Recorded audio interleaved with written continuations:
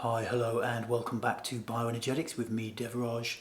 And today I wanted to answer a question that I often get asked, which is about polyvagal theory.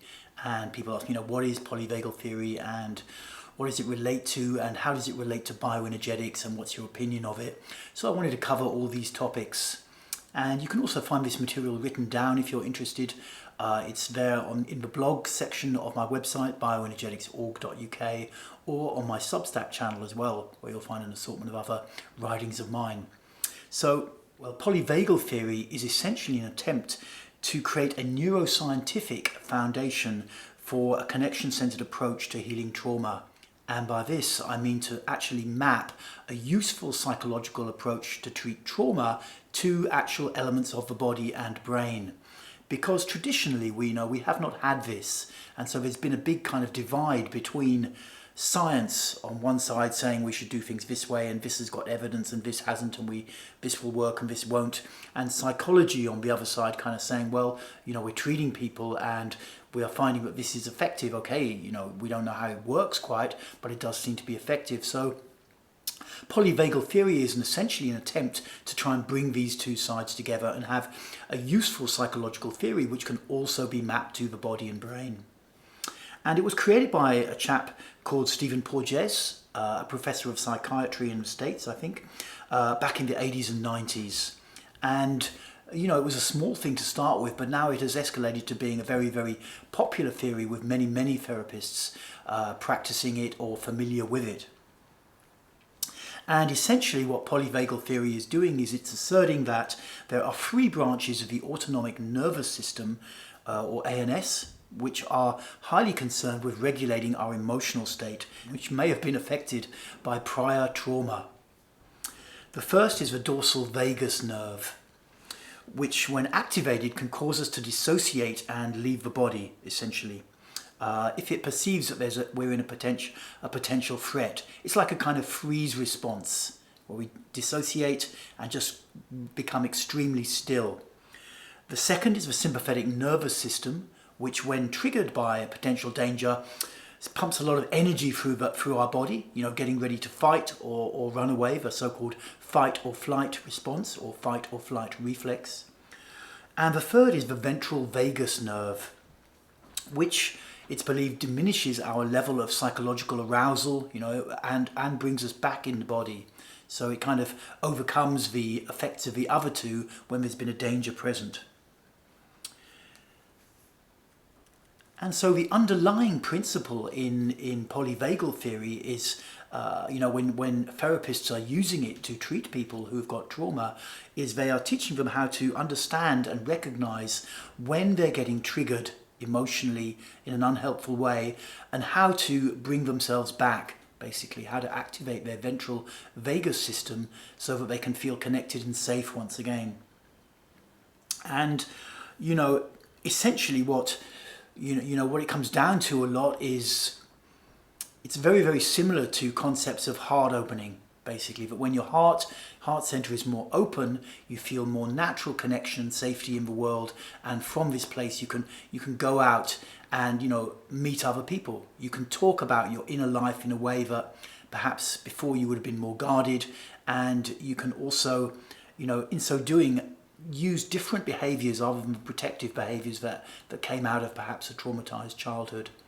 And really polyvagal theory is an attempt to take this useful psychological model and map it onto the autonomic nervous system. So having covered that, let's look at scientific criticism of polyvagal theory. Well, as of now, autumn 2020, I think it's fair to say that most neuroscientists and related scientists that work in this field are not really down with polyvagal theory. It's often regarded as pseudoscience or at best kind of highly speculative and unproven. And to me it does rather seem to be the case that Porges has simply taken this very useful psychological model and tried to just map it directly to the autonomic nervous system, and that there may not be so much real hard empiric evidence that this is a good mapping, or it's like it's a very tight mapping onto a very complex system, is how I see it.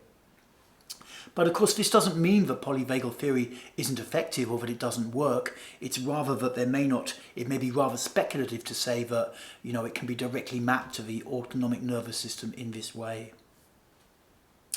Polyvagal theory and bioenergetics. Okay, so what I noticed, because I've been aware of polyvagal theory for quite a few years, and I've recently been reading another book on it, Deb Dana's book, or more accurately listening to the book. And what I noticed very, very quickly was that it corresponds quite closely to the way that I work with bioenergetics, in that I'll often speak about there being 3 energetic channels in the body, essentially, and that if we can get these 3 channels open and functioning, then we have a high level of psychological health, and we are not really constrained by past traumas or the conditioning that went on in our childhood. And these 3 channels are essentially the grounding channel, which has always been famous in bioenergetics from the Alexander Lowen days.